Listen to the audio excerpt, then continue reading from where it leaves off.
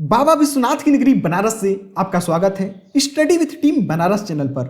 मैं हूं विष्णुकांत मौर्य और आज के इस वीडियो में हम लोग बिहार स्पेशल क्वेश्चन को डिस्कस करने वाले हैं जो बीपीएससी ने अलग अलग एग्जामों में पूछा हुआ है। आपके सामने पहला प्रश्न है कि बिहार में बल सुंदरी, ताल, करेल एवं बलथर पद निम्नलिखित में से किसके लिए प्रयुक्त होते हैं। आपके ऑप्शन है कृषि, मिट्टी, फसल, प्राकृतिक वनस्पति, एक से अधिक या इनमें से कोई नहीं। तो देखिए, जो बल सुंदरी हो गया, ताल हो गया, करेल एवं बलथर क्या है, यह मिट्टी है। जैसे अगर बल सुंदरी मिट्टी की बात करें तो यह मेनली उत्तरी बिहार का जो सहरसा वाला एरिया हो गया, पूर्णिया, दरभंगा और मुजफ्फरपुर वाला जो एरिया है वहाँ बल सुंदरी मिट्टी पाई जाती है। अब चलिए नेक्स्ट क्वेश्चन पे चलते हैं। तो यहाँ पर पूछा है कि बिहार में खनिज उत्पादन के संदर्भ में निम्नलिखित कथनों पर विचार करिए। यहाँ पर 3 कथन दिया है और आपको बताना है कि कौन सा कथन सही है। पहला दिया है कि रोहतास में पाइराइट का सर्वाधिक भंडार है। दूसरा दिया है कि जो चूना पत्थर होता है वह कैमूर, मुंगेर और रोहतास जिले में पाया जाता है।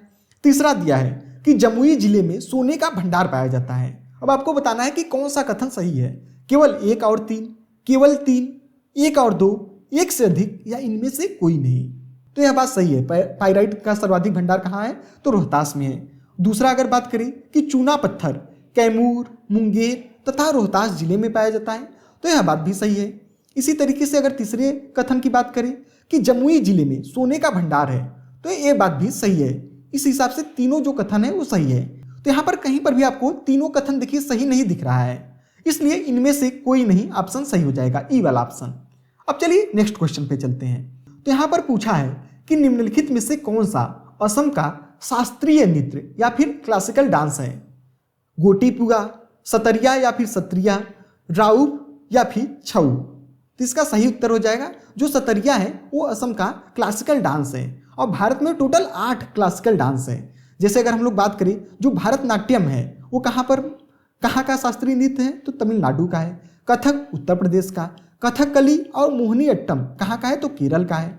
इसी तरीके से अगर हम लोग बात करें कुचिपुड़ी का, तो आंध्र प्रदेश का। सतरिया यही पूछा था तो असम का है। और उड़ीसी उड़ीसा का हो जाएगा। मणिपुरी कहाँ का है, तो मणिपुर का है।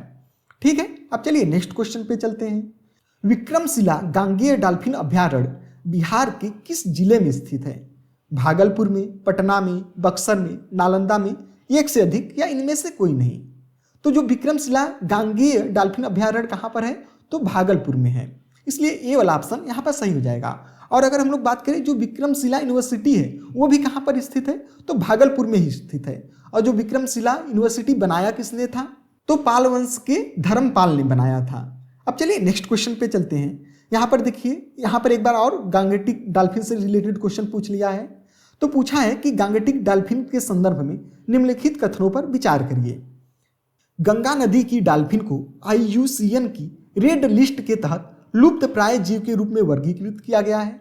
दूसरा कथन दिया है कि इनमें कोई क्रिस्टलीय नेत्र लेंस नहीं पाया जाता जो इसे प्रभावी रूप से अंधा बना देता है। तीसरा दिया है कि यह इकोलोकेशन का उपयोग कर आगे बढ़ती है एवं शिकार करती है। चौथा कथन दिया है कि इसे भारत के राष्ट्रीय जलीय जीव के रूप में मान्यता दी गई है। अब आपको बताना है कि कौन सा कथन सही है। केवल 1, 2, 4, केवल 2, 3, 4, केवल 1, 3, 4 या फिर सभी। तो यहाँ पर जो चारों कथन दिया है वो सही है, इसलिए डी वाला ऑप्शन यहाँ पर सही हो जाएगा। अब चलिए नेक्स्ट क्वेश्चन पे चलते हैं। तो पूछा है कि बिहार में 1857 की क्रांति के दौरान पटना, आरा और शाहाबाद जिले में किसने नेतृत्व किया था। राजकुमार शुक्ल, नामदार खां, कुंवर सिंह, एक से अधिक या इनमें से कोई नहीं। तो इसका सही उत्तर हो जाएगा सी वाला ऑप्शन, जो कुंवर सिंह थे। कई बार आपसे एग्जाम में पूछता है कि बिहार से 1857 का नेतृत्व किसने किया था, तो कुंवर सिंह ने किया था। और यहाँ पर वही पूछ लिया है थोड़ा डिटेल में कि पटना, आरा और शाहाबाद से किसने नेतृत्व किया था। तो इसका भी सही उत्तर कुंवर सिंह ही हो जाएगा। अब चलिए नेक्स्ट क्वेश्चन पे चलते हैं। पूछा है कि बिहार यूथ लीग का गठन कब हुआ था। 1930, 1928, 1940, एक से अधिक या इनमें से कोई नहीं। तो बिहार यूथ लीग का गठन कब हुआ था, तो 1928 में हुआ था। बी वाला ऑप्शन यहाँ पर सही हो जाएगा। अब चलिए नेक्स्ट क्वेश्चन पे चलते हैं। तो यहाँ पर पूछा है कि बिहार में निम्नलिखित में से किस स्थान पर पहली बार चाय बागानों की स्थापना की गई थी। आपके ऑप्शन है सुपौल, ठाकुरगंज, बहादुरगंज, एक से अधिक या इनमें से कोई नहीं। तो इसका सही उत्तर हो जाएगा बी वाला ऑप्शन। जो ठाकुरगंज है यहीं पर पहली बार चाय बागानों की स्थापना की गई थी। और जो ठाकुरगंज है वह किशनगंज का एक नगर है। और यहाँ पर चाय बागान की स्थापना सबसे पहली बार क्यों की गई थी, तो इसके पीछे का भी रीजन है कि जो ठाकुरगंज का मिट्टी हो गया और वहाँ की जो जलवायु है वह असम से काफ़ी समानता रखता है, इसलिए यहाँ पर आसानी से चाय की खेती की जा सकती है। अब चलिए नेक्स्ट क्वेश्चन पे चलते हैं। तो पूछा है कि निम्नलिखित में से किस नगर में सूर्य मंदिर स्थित है। ऑप्शन है गया, बोध गया, देव या फिर रांची में। तो जो देव का सूर्य मंदिर है वो काफ़ी फेमस है और यह कहाँ पर है, तो औरंगाबाद में है।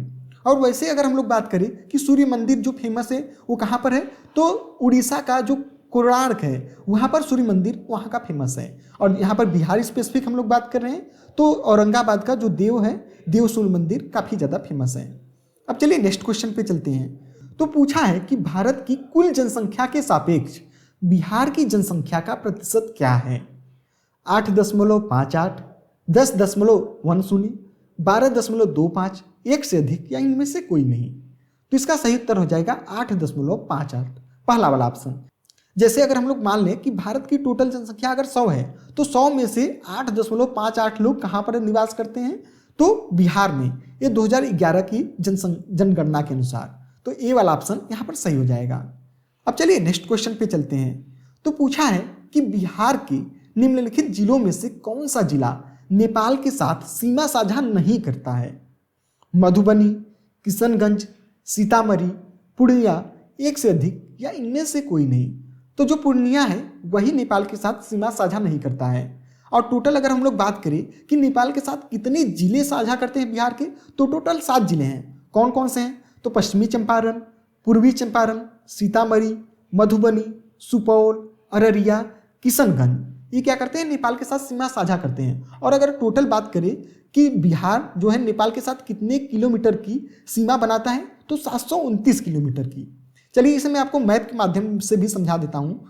थोड़ा सा यहाँ पर अगर आप देखेंगे तो ये आपको बिहार दिख रहा है और बिहार का ये वाला एरिया इतना जो है वो नेपाल के साथ सीमा साझा करता है। और कौन कौन से जिले लगते हैं, तो यहाँ पर आप देख लीजिए। यहाँ पर देखिए पश्चिमी चंपारण, पूर्वी चंपारण, सीतामढ़ी, मधुबनी, सुपौल, अररिया और किशनगंज हो गए। यही जो 7 जिले हैं वो नेपाल के साथ सीमा साझा करते हैं। अब चलिए नेक्स्ट क्वेश्चन पे चलते हैं। तो यहाँ पर पूछा है कि सन 1939 में बिहार में अंबारी सत्याग्रह का नेतृत्व किसने किया था। राहुल सांकृत्यायन, यदुनंदन शर्मा, स्वामी सहजानंद, स्वामी योगानंद, एक से अधिक या इनमें से कोई नहीं। तो जो अंबारी सत्याग्रह हुआ था बिहार में 1939 में, उसका नेतृत्व राहुल सांकृत्यायन ने किया था। और अगर बात करें हम लोग राहुल सांकृत्यायन की, तो इनकी बहुत सारी किताबें फेमस हैं, जैसे ओल्गा से गंगा हो गया, और इनका जो आत्मकथा है उसका क्या नाम है, मेरी जीवन यात्रा। ठीक है, इनका जो बायोग्राफी है। और कुछ फेमस किताब है जैसे लहासा की ओर या फिर अधतो घुमक्कड़ जिज्ञासा हो गया।